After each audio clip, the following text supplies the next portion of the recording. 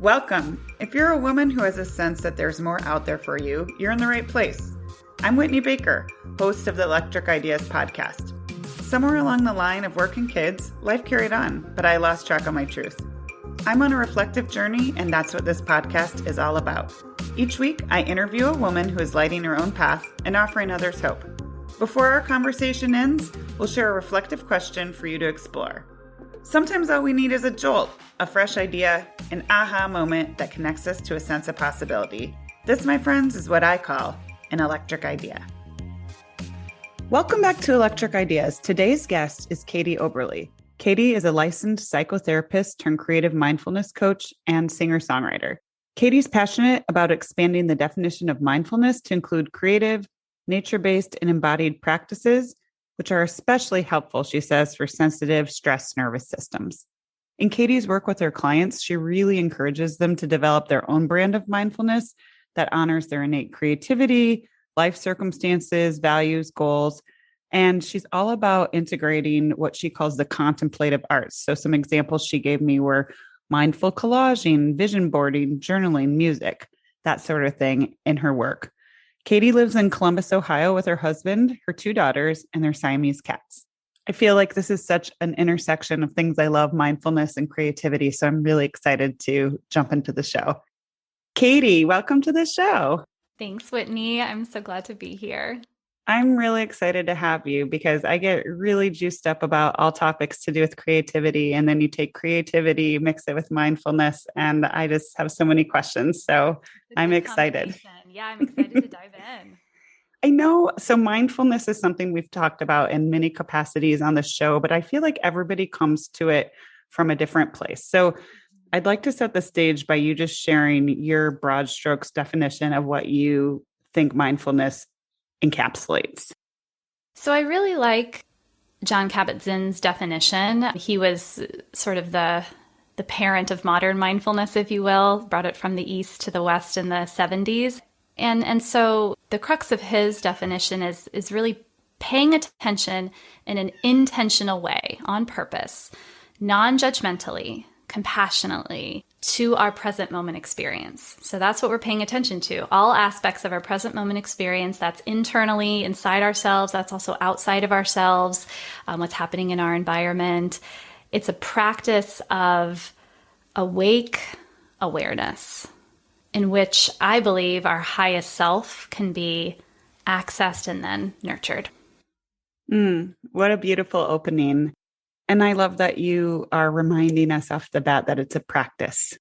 It is a practice. It's interesting because it's a practice that doesn't necessarily get us to an end point. If we're doing it, this is the paradox of like talking about the benefits of mindfulness, right? Because if we're really doing it for the benefits, then we tend to not get the benefits. So yes, I think if we remind ourselves that it's just a practice that we do to continue to flex our muscle of aliveness and awareness about being on this beautiful earth and this one precious life. And if there are other things that come from it, wonderful. And in my experience, there are. So I'll scratch benefits off the question list because I agree. Benefits. There are plenty. And, actually, I was thinking about that because there's like 2 ways to go in terms of talking about the benefits. There's a very scientific-y thing to talk about. Research has shown that this and this and this. Yeah. But, one of my favorite authors and colleague who's becoming a friend, Rebecca Pacheco, in her book, Still Life, she actually has a beautiful way, a very just the way she is with words, like any lovely author. She does a beautiful job of describing the benefits of mindfulness. So if you'll indulge me, I was just going to read a little bit. Please. Oh, wow. She talks about the benefits. So. Oh my gosh. An impromptu reading right up. I'm loving this. Here are some things that can happen when you meditate. And so I'll just asterisk this for a second though, and talk about the differences between meditation and mindfulness in my mind, because that is often a question that I get and that I've wondered about, and it's been a part of my journey. So for me, meditation and mindfulness can really be used interchangeably, but in a popular culture, meditation is typically what we think of when we think of someone in more of a formal mindfulness practice, like in a seated position, maybe eyes closed. Awareness is usually around the breath in some way, or, some present moment experience in just more of an intentional way that might be different from informal mindfulness practice that we could sort of do on the fly. So I believe, and research has shown, that both types can be really beneficial. So she says, here are some of the things that can happen when you meditate. You feel less stressed. You sleep better. You walk through the world half asleep less often. Your blood pressure decreases. The part of your brain responsible for making sound decisions gets stronger. The likelihood that you remember someone's name increases. You remember who you are. You experience less chronic pain in severity or frequency. You become a better listener to yourself and others. You become a better friend to yourself and others. You become a more patient parent. You become a more compassionate child. You taste your food. You recognize your connection to all beings and the earth. You can hold a thought. You can do just one thing. You can do the courageous thing. You pay attention.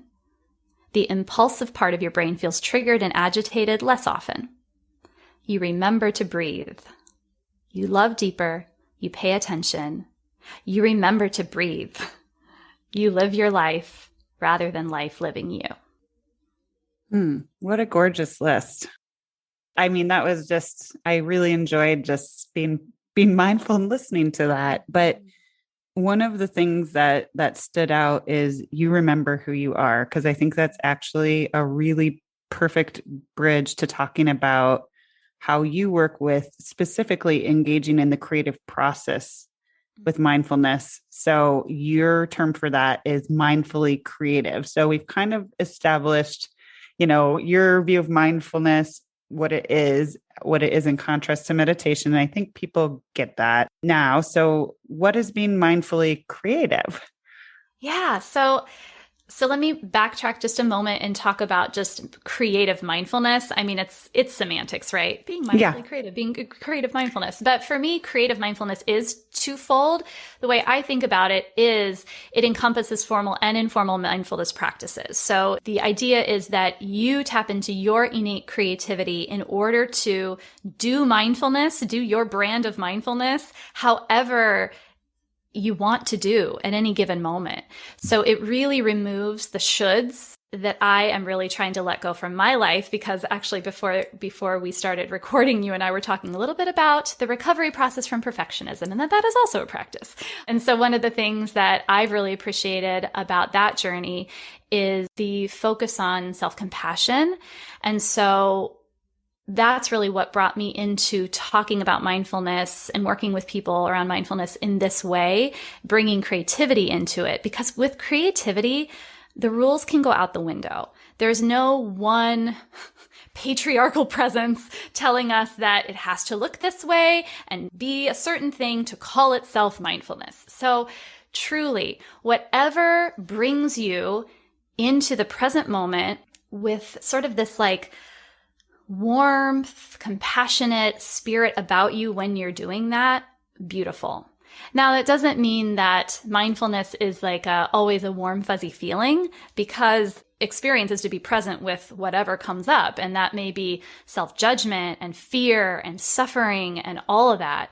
And so I think it's really our relationship to that we can think about creatively, and how do we hold that in compassion, and how do we almost dance with it creatively. So for me, the dancing with it is what I think of as mindful creativity, because I am taking what's there and sort of alchemizing it into, for me, a song often, because I'm a singer-songwriter. And so I am just in my journal, opening it up, noticing what's there at any given moment. Usually I go into a songwriting session because I'm feeling pretty agitated state, a pretty depressed state. Something is potent, right, about my present moment experience. But there are times when I do feel this swell of gratitude, and that's what brings me into a session. So whatever it is, there's this sort of arrival into, mindfulness. And there's the use of a creative medium to express that. And so I find that I am able to speak the language of my heart in a more authentic way when I put it into a song. And some people do that through painting a picture, and some people do that through dancing. None of us have to be, I mean, and this is another thing that like can get very like rule bound. What is an artist? Are you an artist? Who is an artist and who can call themselves that? I think that is a part of our highest self. We are innately creative beings. So I really think it's one of the things we do when we're at our highest self. And since I'm a therapist by training, internal family systems is a therapy model where it talks about being led by our big S self. And there are some qualities that I think that they talk about that I also roll into, I feel like, what it means to be creatively mindful or to be living a creatively mindful life. So those qualities are Richard Schwartz, the founder of that theory, or, you know, the person who created that theory, calls them the 8 C's of self-leadership. So it's compassion, curiosity, courage, clarity, confidence, connectedness, calm, and creativity. I believe like when we are living with those things, we're likely living mindfully. And we're likely living in a way that honors our very existence and the people and beings in our world. That's a great list. Okay, we have a lot to drill down into, and that was a wonderful explanation. So I want to take it back to the way you articulated your creative output and link that to mindfulness, because let me mirror this back just so folks understand and I make sure that I'm clear. So you're saying part of mindfulness is just having an awareness of good or bad of whatever comes up. Mm-hmm. But I think I would argue maybe especially if it's kind of some lower vibrational feelings like that you want to work through. And that's where the type of awareness we have is important, because if it's an awareness, but then it's a very judgmental awareness of that, right? Then that's a different felt sense than mindfulness, right? So with mindful awareness, there is the addition of compassion and non-judgment. So it's the really of like being with an experience, whatever it is, almost like a mother would to a child, right? Mm-hmm. Like, so just what our natural empathetic system would do for maybe another person in pain, often we're able to visualize that if we're a parent, what it would be like our child if they were going through something. So it's kind of being with ourselves in a similar way. Yeah. Do you have any other practical suggestions for women if they're having moments where because I think it's just so human to beat yourself up, and especially women to feel shame if they're not, flowing one day, and then it just layers on. So what's some advice you've shared with clients on how to tap into that compassion? What you shared was great, kind of, and I've read that a lot of like talking to yourself like you'd talk to a best friend or a daughter, and I love that practice. It was not easy for me to get there. Like when I first learned about mindful self-compassion, like Kristen Neff's work, so she talks a lot about like putting your hand on your heart and almost like addressing yourself like, it's okay, sweetheart. And for a while, I was like, there is no way in hell I'm going to address myself as, hey, sweetheart. Like, I just couldn't get there. That just wasn't true to me for a long time. I'm coming around to it, but we also can't be completely inauthentic with ourselves around the style of that. So I think it's just, like, this sucks right now.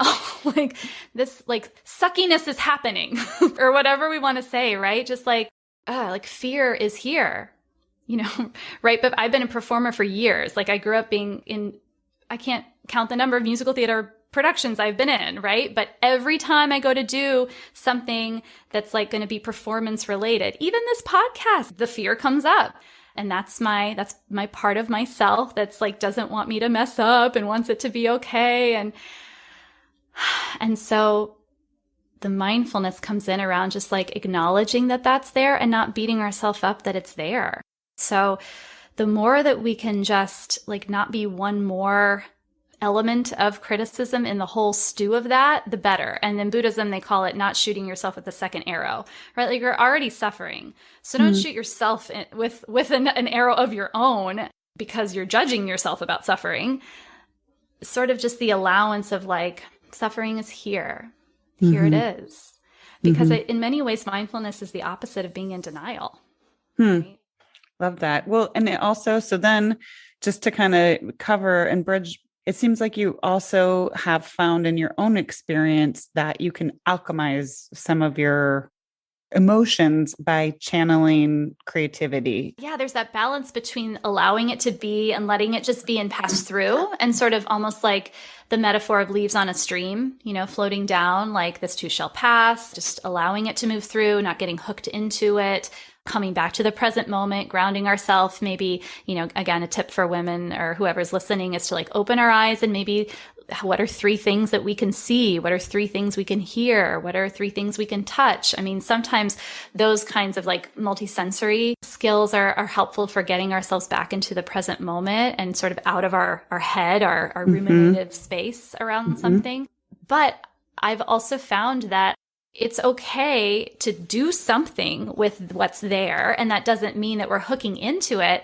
Yeah, it actually means we're sort of transforming it, right? We're changing it in some way, not in a way that we're lying to ourselves about it, but just the idea of what does that suffering feel like? What does it sound like? What would be for me, a chord, that I would play on the guitar that could sort of like speak the words of that suffering, right? And so something about doing that and sending it out, there is a bit of like this catharsis that happens. And we hear about that in art, like a lot of good art is made in pain and struggle, and who's to judge what is good or not, right? But usually it's the art that moves us because the artist is saying something about the human experience, which maybe for them is very personal, but oftentimes is these universal themes of suffering, right?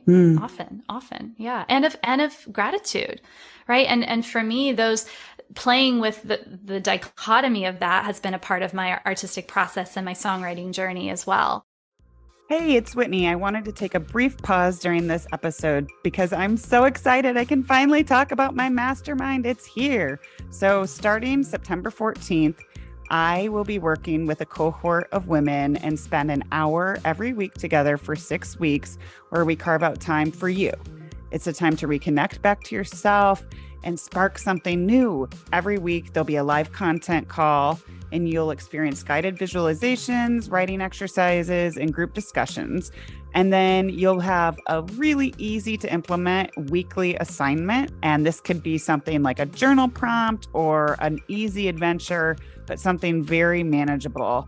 You'll also have some chances to more deeply interact with and have accountability and support from what I know is going to be an awesome cohort of women. If you're feeling this and you're ready to step into a sense of possibility, this invitation's for you. This is a space I wish I would have had years ago when I struggled unnecessarily.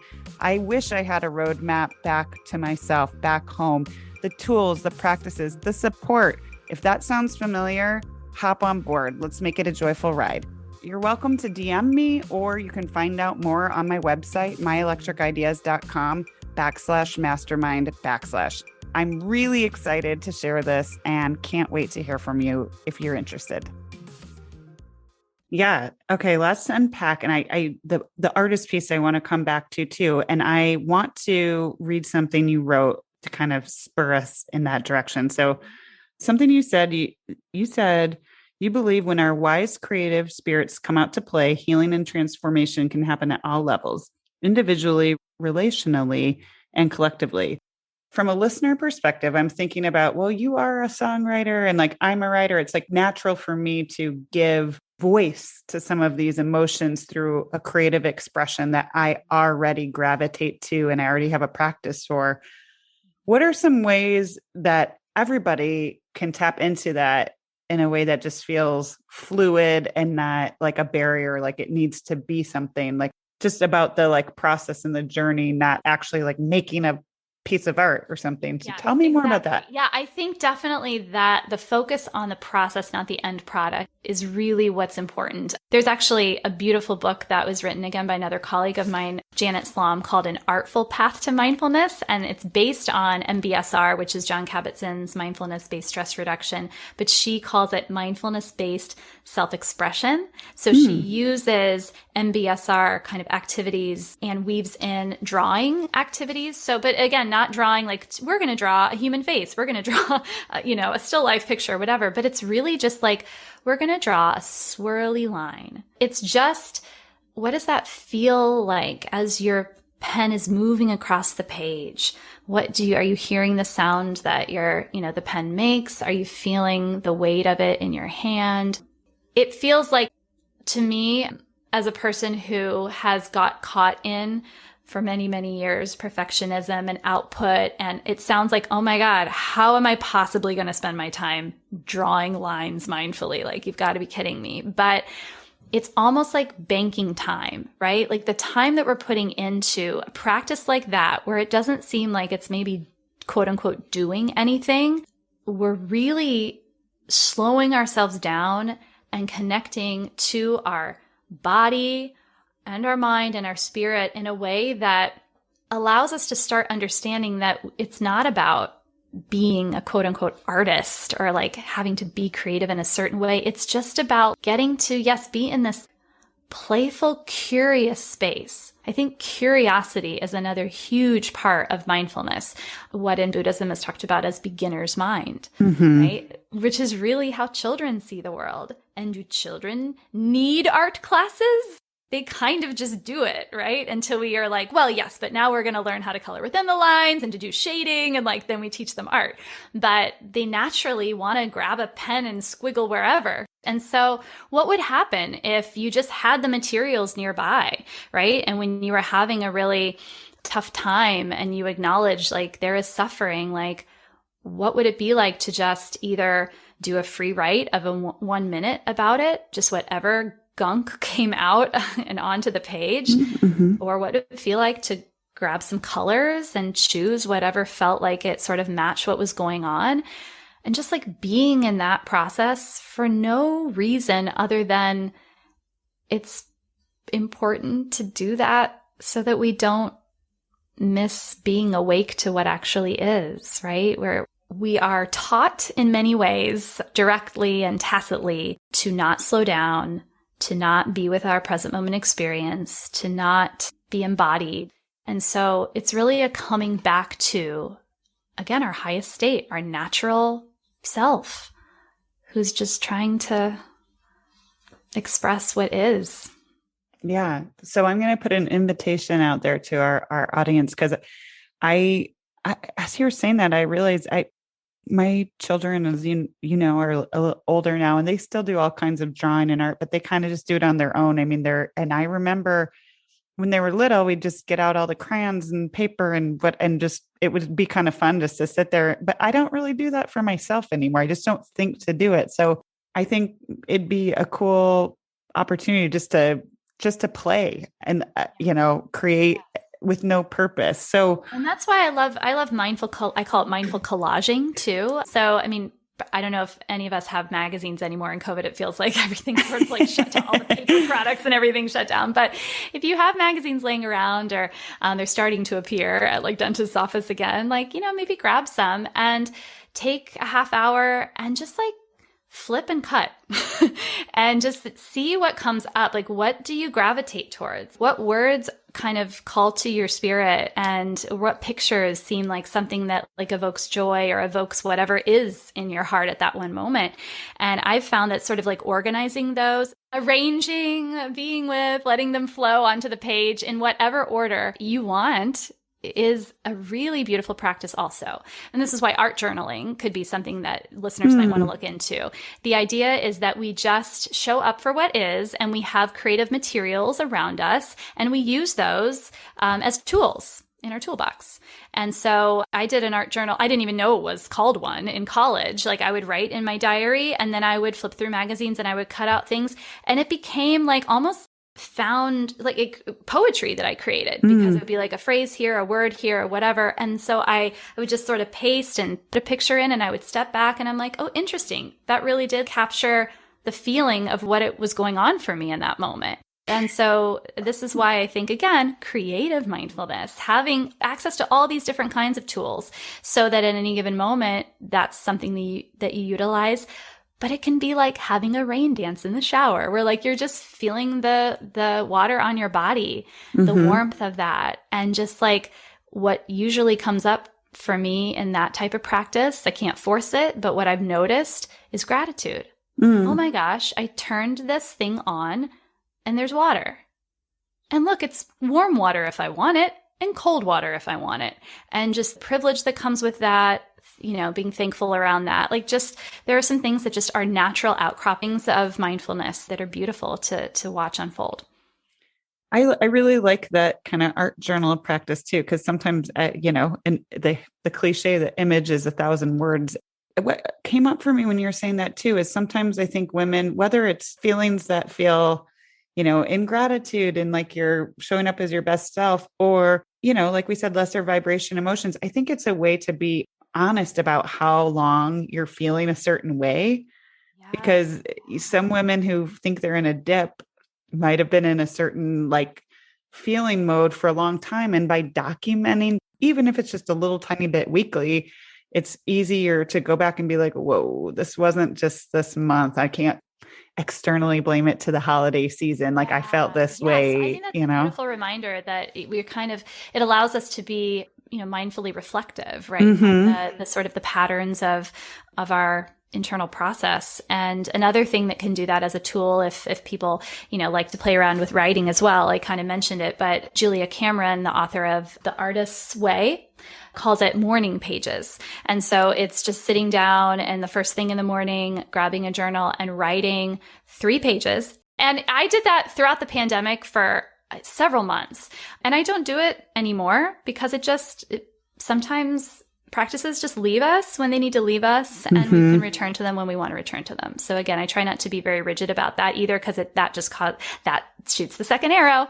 Yeah. I'm like, oh, I didn't do my morning pages. Oh no. So it's really not about that. It's just about knowing here's another channel and to sort of, Yeah. And sometimes as we evolve with our mindfulness practices, we change and our needs change. I'm kind of in a similar place. I've done that too for really long stretches, and then it just doesn't seem to be serving me. And I like shift to something else for part of my morning routine. So good to give that permission. Seasonally can impact that. Like I was doing that a lot more in the winter months because I'm in Ohio. And so it's like, I don't know, I feel like we have the most gray days, second only to Seattle or something like that. And so I did my like happy light, I call it, right? Like whatever light you're supposed to have that like gives you some of those things that the sun does that we don't see any of for the winter months. And I would do my morning pages and have my coffee. And that became my morning ritual that I needed to do for my mental health. And so it also is just an experimentation process. I've really been into yoga lately. So just the embodied practice of like, I think because there's so much sitting on computers, Zoom meetings, and so much staring at screens, that I kind of forget that there's a body under this head sometimes, and I need to just get back into my body.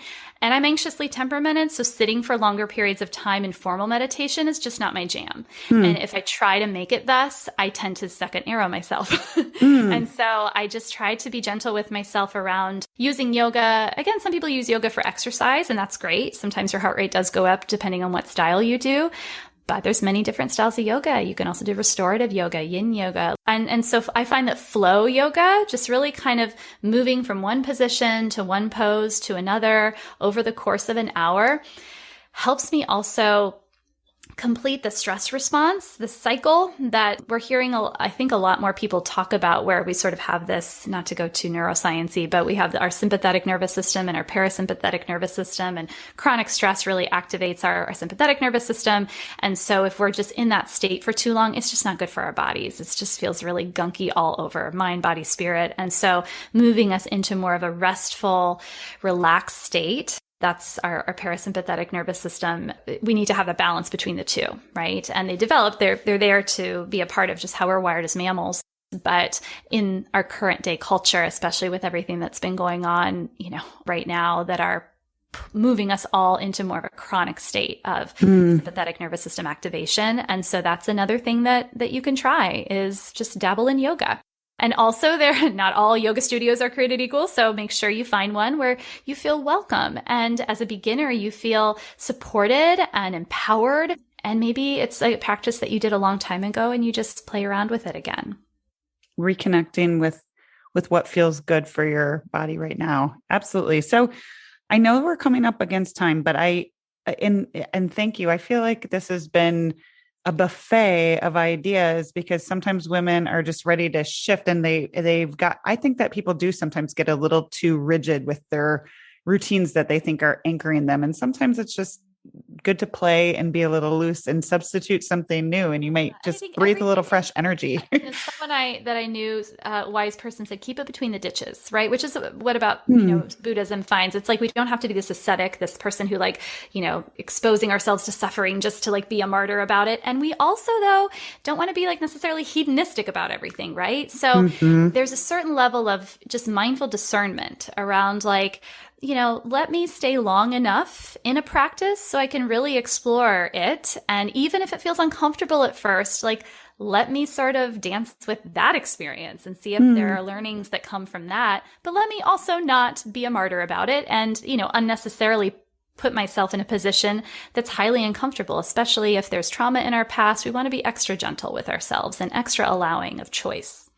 Thank you for offering that. So I know that when you work with clients, you have a system called EMAP, and I read it Yeah, as it's just my little acronym for Everyday Mindfulness Action Plan, right? Everyone knows I mean, we love a good acronym. So if we're a new client and we're coming to you, and maybe it's just general, we're like, hey, I feel a level up. I'm ready to step into a higher self.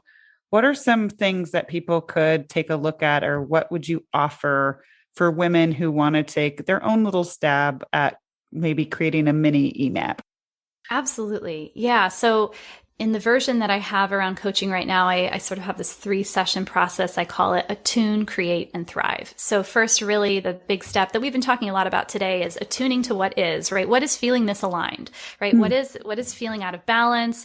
And so I really want to listen to that when I'm working with a client, because maybe it's a lot of relationally what's going on. Maybe there's something in like their partner relationship that's feeling just very conflictual or stressful. Maybe it's work, maybe it's being a parent, maybe it's just their environment where they live, wherever. But what is feeling sort of misaligned, because that will then inform the co-creation of this EMAP. So really it's me listening to all of that, sort of like synthesizing the information that someone gives me, while also in the moment doing some kind of grounding and mindfulness kind of beginnings of some, tips here and there. But then I prepare this like an actual document that I share with somebody.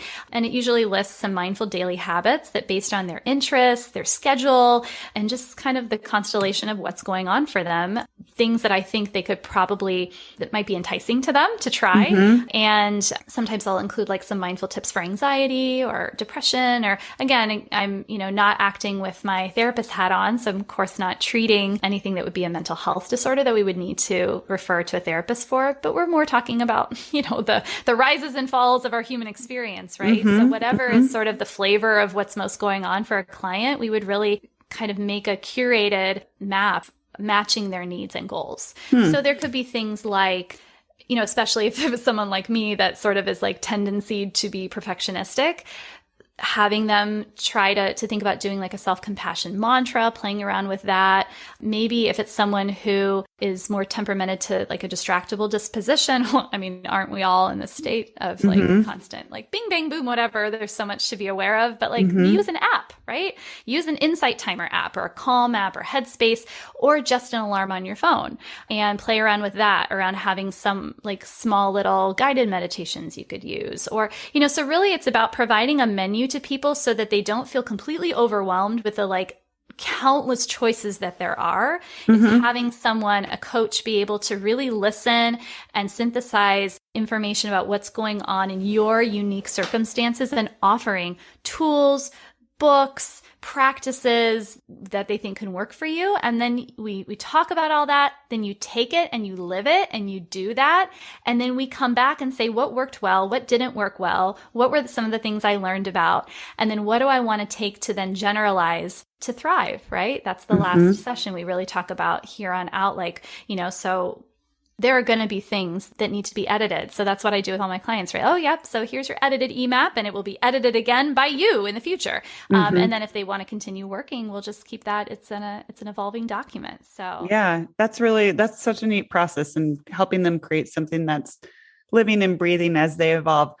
Closing up here, I think it's interesting. Sometimes things that I'm resistant to in this space are things I need the most. What's one practice that you've assigned that you've found clients are resistant to, but maybe ends up being a big transformational practice for them? it's really, I think a lot of times this simple, quote unquote, as taking the time, because especially women don't always put ourselves first. It's like they even tell us on airplanes, right? Put on your own mask first. But it's really hard to do that when we're wearing so many hats and inevitably caring for so many people and things and causes and whatever. So I think that becomes sometimes the hardest part, is just the trying it and the doing it. And so sometimes we talk about habit stacking, or basically a habit that you're already doing. Like if you're already brushing your teeth every morning, then like setting a timer and brushing for 1 extra minute mindfully, like just like feeling the brush on your teeth, or, we just use our creativity about how do we dip our toes into that. But for me, as someone who has an enormous inner critic, the hardest things for me that I recommend to clients that I have to remind myself to do is engage in a pleasurable endeavor. Just have fun for fun's sake. So, that's the beautiful thing about coaching and about the journey, is that as much as I'm sharing, the learnings that I've come across through research and through my experience as a therapist and through my own lived experience, passing those along, I'm learning from clients. We're co-creating this experience together. So, so those are a couple of ideas. That's wonderful. Thank you so much for sharing. I always end my podcast with asking the same question. As you know, I'm reflective. So what's one question women should be asking themselves more? I would invite women to ask themselves what they are aware of in this moment. Like, just what are you aware of in this moment? And to be with that, and then to get creative about what we're going to do about that. Beautiful. Thank you. I know people are going to want to learn more about you and follow you. So where can we find you? Sure. So I'm on Instagram as Katy Oberle, and then Facebook, Katy Oberle Creative is my page. And then I do have a Facebook group. It's called Creatively Mindful Life. And my website is katyoberlecreative.com. I have a mailing list. So if you want to get on that, you can go to the website or you can DM me on Instagram, and then we can chat and see how I can best support you in your mindfulness journey. Wonderful. As always, we'll catch all this in the show notes too. So thank you so much for joining me today. Thanks, Whitney. It was wonderful. I'm so glad you joined me today. If you're looking for more, feel free to connect with me on Instagram at @WhitneyWoman. And if you enjoyed the show, I invite you to support me by leaving a review or sharing it with a friend. Hope you have an inspired day.